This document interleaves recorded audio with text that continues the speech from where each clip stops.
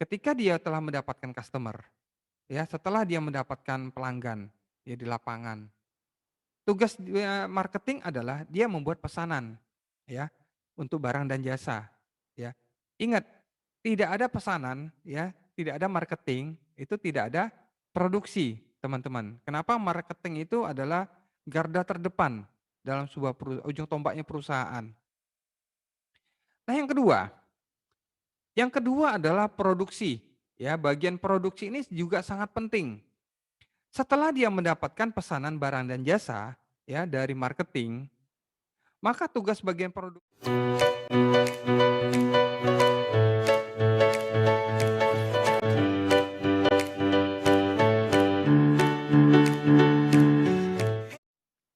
baik teman-teman, bagi yang baru bergabung selamat datang di kelas manajemen operasi, terima kasih. Tentunya harapan saya teman-teman yang baru bergabung itu bisa mengikuti pembelajaran ini dengan maksimal. Karena apa? Fokus 100%, hasilnya pun 100%, setuju ya? Apalagi di jam rawan, saya pikir ini jam 13, apalagi setengah dua ya. Hampir jam 2 ini memang betul-betul jam rawan. Ya, kalau kalian tidak fokus, ya artinya teman-teman ya nganggap saya lagi bercerita atau mendongeng gitu ya sambil kalian tidur. Baik, saya akan masuk ke materi ya, chapter pertama, operation and productivity ya. Nah, sebelumnya saya akan cerita dulu nih, yaitu sejarah lahirnya ya manajemen operasi ya. Nah, di sini kita kenal dengan tokoh-tokoh dunia ya, dari awal penciptaan ataupun lahirnya manajemen operasi ini. Nah, yang pertama adalah Eli Whitney, teman-teman, ya.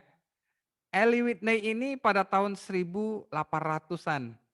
Dia adalah seorang ahli manajemen yang mempopulerkan konsep ya, standarisasi dan pengendalian mutu. Ini Eli Whitney. Nah, tentunya nama yang tidak asing lagi yang kalian pasti pernah dengar nih, Frederick Taylor, ya. Frederick Taylor ini adalah bapaknya ilmu manajemen, teman-teman, ya. Siapa sih yang tidak kenal dengan Frederick Taylor? Ini bapak manajemen ini, father of management science, ya. Nah, di mana dia memberikan kontribusi dan memberikan keyakinan bahwa manajemen itu bisa menjadi lebih kuat ya dengan cara metode kerja. Nah, itu kata Frederick Taylor, ya. Terus siapa lagi Pak tokoh dunia yang berkontribusi? Nah, ini ada Taylor and its partner, ya. Taylor dan kawan-kawan, ada Henry Grant, Frank Lillian Gilbert, ya. Nah, di sini mereka adalah menemukan bagaimana alasan sistematik ya untuk produksi, ya. Nah, itu. Nah, ini ada Henry Ford, ya. Henry Ford ini dan Charles Sorensen dia bagaimana mengkombinasikan pengetahuan ya. Dan juga yang paling penting mereka ini terutama Henry Ford ini adalah memberikan kontribusi yang sangat besar untuk mail order. Ya, mail order itu adalah pada zamannya itu, pada zaman dulu mereka membuat pesanan itu berdasarkan dari katalog, ya. Nah, tinggal bagaimana caranya pelanggan itu memilih aja berdasarkan dari katalog tanpa harus bercerita. Nah, itu ditemukan oleh Henry Ford dan Charles Sorensen. Dia membuat mail order atau katalog untuk barang-barang, ya, item-item. Nah, dari situlah mulai ada katalog-katalog itulah muncul dikembangkan di website, ya kan di mana-mana. Kadang kalian belanja di rumah makan, di restoran udah ada katalog makanannya, seperti itu, ya. Nah, itu yang menemukan siapa? Ya Henry Ford dan Charles Sorensen, ya. Nah, ini adalah tokoh-tokoh dunia yang berkontribusi besar terhadap manajemen operasi, ya. Baik. Nah, kita masuk ke pengertian manajemen operasi, ya.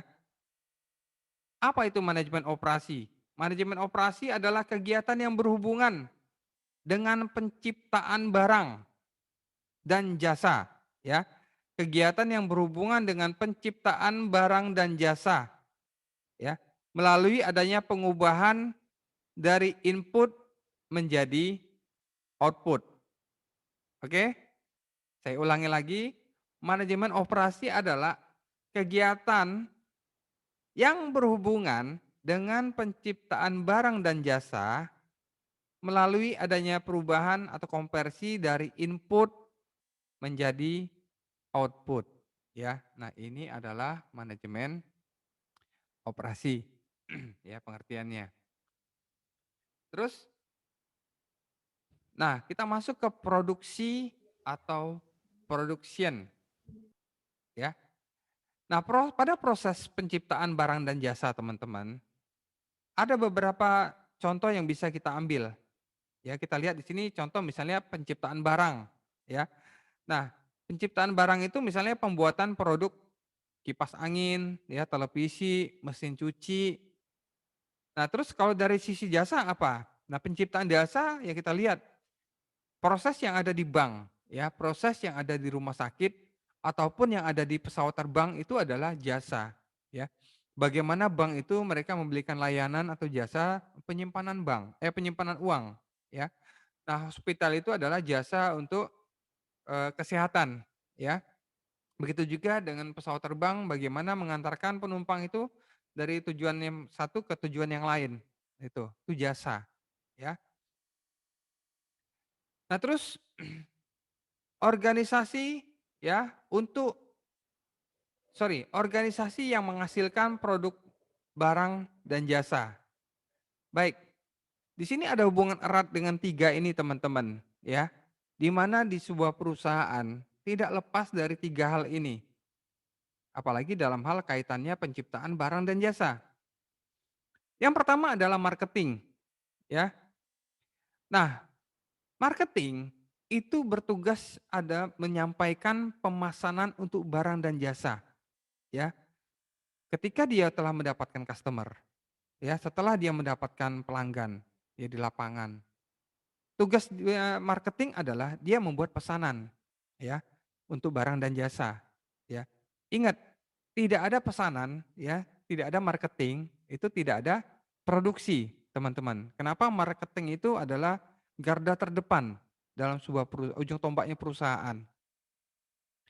Nah, yang kedua adalah produksi, ya. Bagian produksi ini juga sangat penting. Setelah dia mendapatkan pesanan barang dan jasa, ya, dari marketing, maka tugas bagian produksi adalah membuat produk, ya, atau menghasilkan produk sesuai dengan pesanan dari bagian marketing yang didapat dari pelanggan. Oke, cukup jelas ya. Nah, terus setelah pesanan itu dibuat, ya, produk itu dihasilkan, harus ada pencatatan bukan? Ya. Di mana di sini adalah bagian keuangan itu juga memiliki peranan yang sangat penting, teman-teman.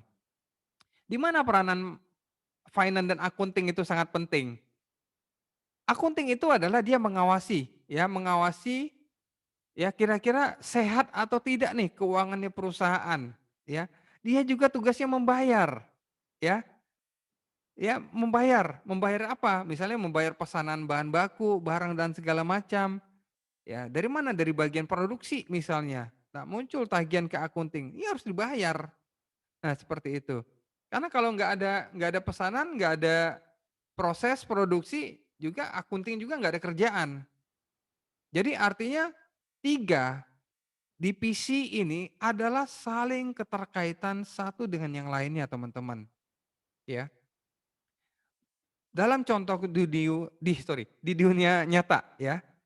Contoh di dunia nyata di perusahaan, memang rata-rata marketing dan bagian produksi itu, bagian marketing ya, dan bagian produksi itu tidak pernah akur, teman-teman. Kenapa Pak nggak pernah akur? Ya di satu sisi seorang marketing atau bagian divisi marketing itu mereka disuguhi dengan target.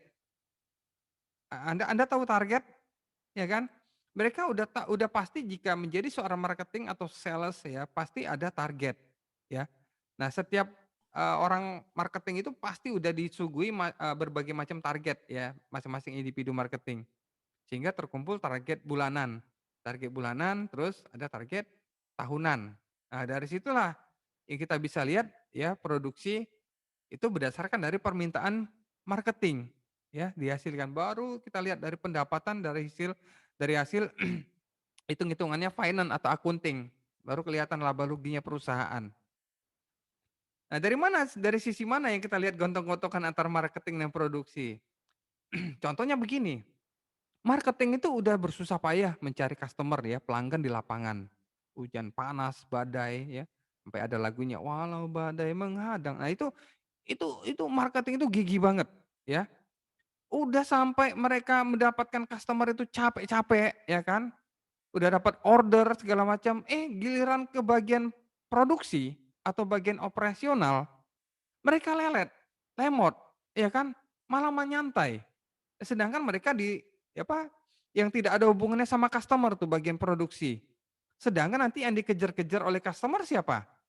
Ya bagian marketing, betul tidak? Nah itulah, kenapa di bagian produksi inilah pada saat nanti kalian menjadi seorang manajer operasi harus perhatikan itu, ya. "Pak, apakah Bapak punya pengalaman?" Betul, saya punya pengalaman banget ya, terutama saya sering bentrok nih dengan bagian operasi ya, apalagi saya di divisi marketing itu harus mintanya cepet ya. Kenapa? Customer itu dia nggak mau tahu ya, barang itu harus ada ya, sedangkan di divisi operation itu harus betul-betul ini, kalau nggak saya gedor-gedor itu mereka nggak akan apa, ya apa namanya, kalau kita diemin aja ya, itu mereka kerja nah itu kenapa?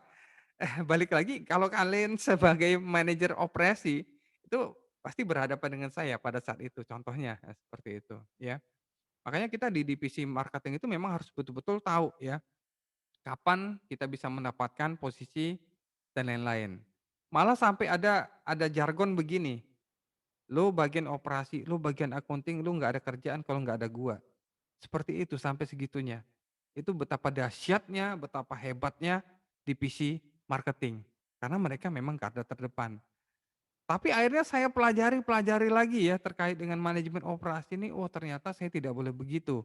Saya tidak boleh angkuh, tidak boleh sombong, bahwa satu kesatuan dengan yang lainnya juga saling berkaitan. Coba kalau saya bicara seperti tadi, apa kata jawaban bagian operasi, operasional atau produksi? Lu boleh dapat pelanggan banyak-banyak, kalau gua nggak kerjain lu mau apa? Seperti itu, iya kan? Nah terus bagian akunting juga, lu udah capek-capek produksi segala macam, lu udah capek-capek cari marketing cari pelanggan segala macam, kalau gua nggak bayar lu gimana? Gaji lu, ya kan? Itu dari akunting atau finance. Jadi betul-betul kita harus pahami teman-teman, belajar manajemen operasi ini, ya, inilah ya yang akan kita bahas dari pertemuan awal sampai dengan akhir nih 3 bagian ini nih, ya. Jangan sampai pada saat kita udah menjadi seorang manajer operasi, kejadian dengan yang seperti yang saya alami ataupun nanti suatu saat nanti pun teman-teman mengalami hal itu juga pasti udah tahu jawabannya apa. Jadi masing-masing peranan itu memiliki fungsi yang luar biasanya masing-masing, seperti itu, ya. Jadi nggak boleh kita harus pokoknya dalam satu perusahaan itu bagaimana menyatukan visi dan misi ya. Itulah kalian nanti pentingnya juga belajar nanti perilaku organisasi, ya di situ banyak banget, ya. Baik, kita lanjut ya. Terus mengapa kita belajar operasi manajemen ya atau manajemen operasi, ya. Yang pertama adalah teman-teman nanti mengetahui bagaimana ya orang-orang itu mengorganisasi diri mereka untuk mendapatkan perusahaan yang produktif, ya, istilahnya perusahaan yang bagus, ya. Nah, disinilah kita belajar yang ketiga tadi, marketing, produksi, sama accounting finance. Nah, yang kedua, kita mengetahui bagaimana proses barang dan jasa itu diproduksi, ya, itu kenapa kita harus belajar ini, manajemen operasi. Nah, yang ketiga, kita mengerti apa yang dilakukan oleh manajer operasi, ya manajer operasional. Nah kita nanti kita tahu tuh, apa yang dilakukan oleh seorang manajer operasional, ya. Nah yang keempat, kenapa kita harus belajar manajemen operasi, ya. Karena di bagian ini banyak ya, banyak tentang pengeluaran-pengeluaran biaya dalam organisasi, ya. Ini banyak banget pengeluaran-pengeluaran biaya dalam sebuah organisasi. Itu kenapa kita penting belajar manajemen operasi. Kalau kita tidak pandai-pandai teman-teman, tidak pintar-pintar mengelola keuangan dalam suatu organisasi, habis, hancur, ya. Itu tutup besok perusahaan atau organisasinya. Nah, itu kenapa kita harus belajar manajemen operasi, ya. Nah, contoh, ya, di sini saya melihat adalah satu kesatuan antar divisi-divisi yang lain. Nah, ini adalah sebuah bank, ya, di mana sebuah kantor cabang bank itu ada seorang pemimpin cabangnya, ya. Nah, seorang pemimpin cabangnya kebetulan dia dalam satu divisi di bawah kantor pusat itu di bagian komersial bank, ya, komersil komersil lah, ya. Jadi tugasnya adalah jualan, ya. Nah, seorang pemimpin cabang ini dia membawahi divisi marketing, ya, ada manajer marketingnya, membawahi divisi operation, ada manajer operationnya, dan ada divisi finance accounting, ya. Ini juga ada manajernya, ya. Nah, kita cuman fokus karena kita belajar manajemen operasi, kita fokus ke operation saja, teman-teman. Nah, di mana seorang manajer operasi, ya di sebuah bank ini dia membawahi supervisor teller, ya, punya anak buah juga, punya anggota teller-tellernya yang cantik-cantik dan ganteng-ganteng itu, ya. Ada bagian clearing-nya, ya, yang tugasnya adalah, mengantarkan cek bilet giro atau proses cek bilet giro, dan ada bagian back office-nya, yaitu memproses transaksi-transaksi, ya, yang dilakukan di luar teller, yang namanya juga back office untuk kegiatan-kegiatan operasional atau internal perusahaan. Itu bagian back office, ya, atau transaction proses. Mereka supervisornya ini punya anak buahnya juga, ya. Nah, begitu juga dengan security. Security ini juga ada komandannya, teman-teman, ya, ada anak buahnya juga, ya. Nah, kita lihat fungsi di sini.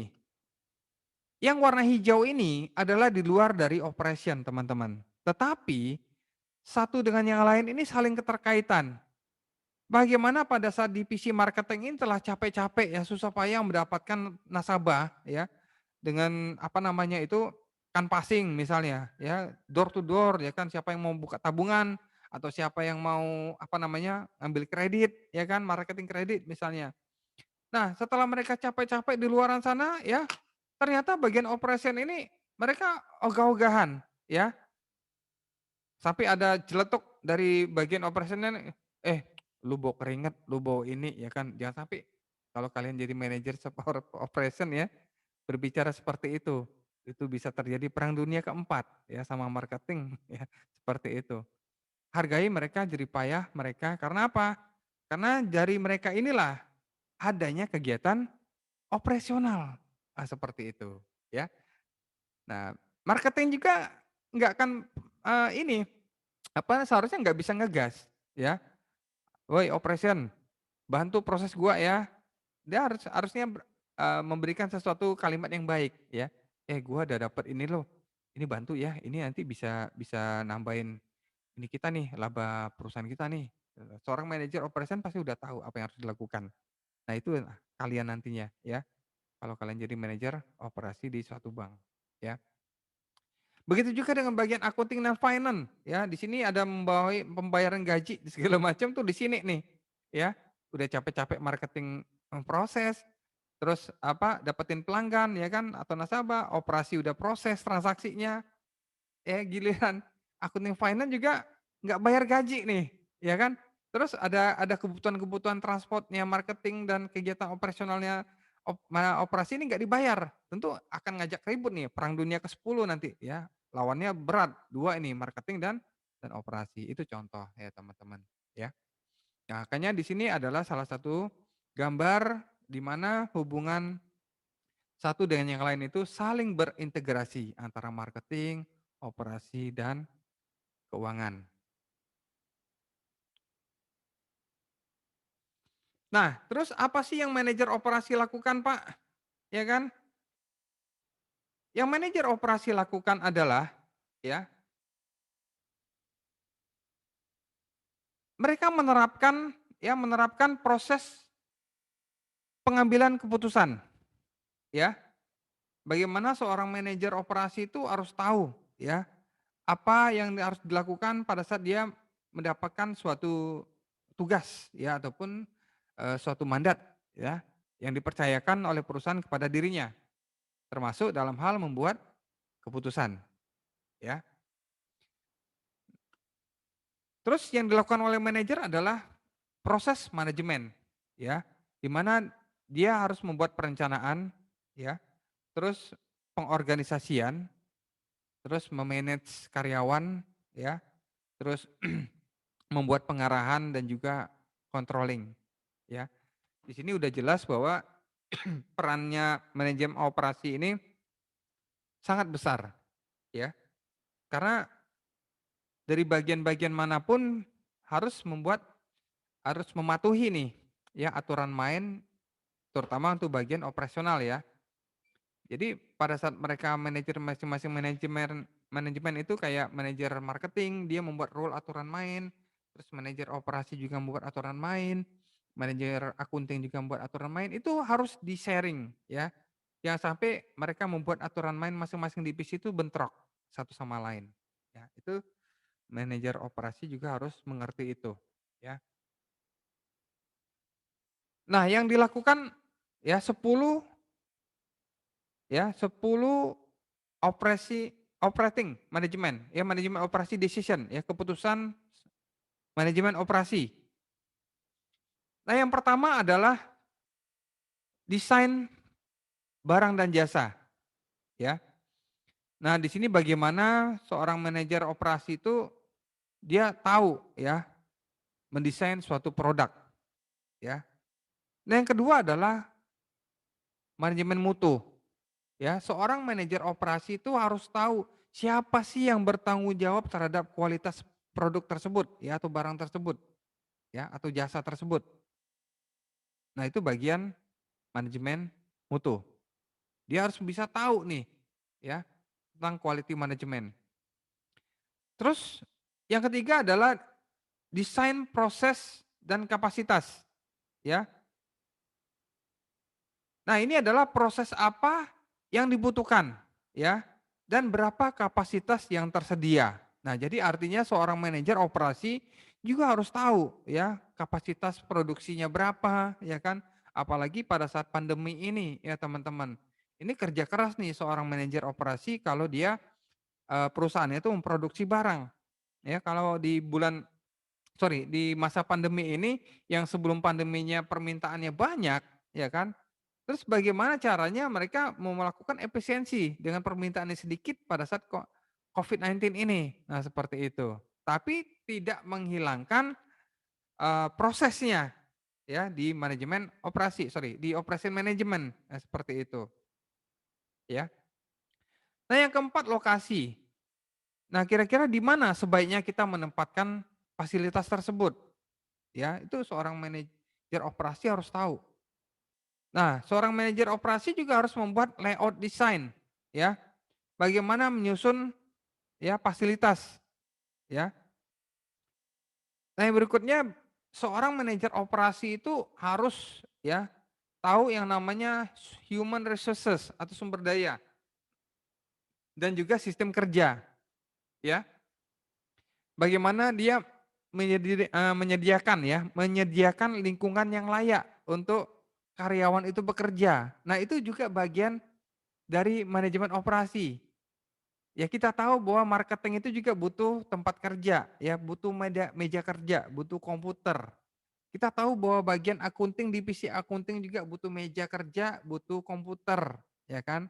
Nah, itu bagaimana seorang manajer operasi di bagian operasional itu harus tahu, ya, apakah layak atau tidak, ya, seorang, karyawan itu bekerja.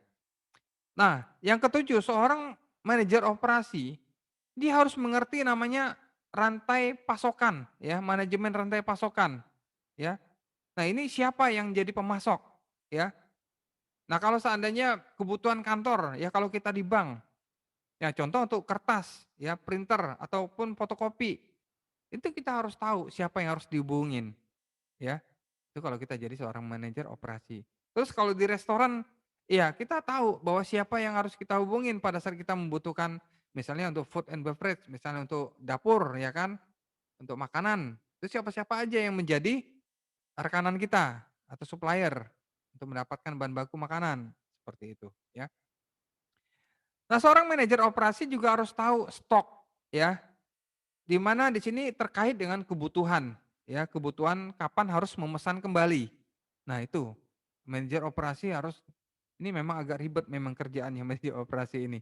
Makanya rata-rata yang kerja di bagian operasional terutama di bank itu ya, mereka itu awet muda ya. Nah, yang kesembilan, short and medium run scheduling ya. Penjadwalan jangka pendek dan menengah ya. Kira-kira pekerjaan apa nih yang bisa dilakukan dalam jangka pendek.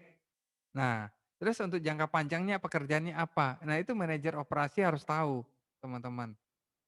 Nah, yang 10 care. Ya, ini care ini adalah perawatan. Nah, siapa yang bertanggung jawab ya terhadap treatment dan juga ya apa namanya, yang melaksanakan perawatan ini siapa yang seperti itu. Terus siapa yang bertanggung jawab, yang melaksanakannya siapa. Nah, itu seorang manajer operasi juga harus tahu, ya. Ya, dia tinggal memberikan tugas. Ya, contoh misalnya untuk perawatan, perbaikan gedung, ya kan. Terus, maintain mesin, ya kan, perawatan mesin, kalau dia ada kendaraan operasional, kapan servisnya, ya kan. Terus bannya udah gundul atau belum, atau masih gondrong bannya ya kan, nanti itu tugas manajer operasi itu, harus tahu.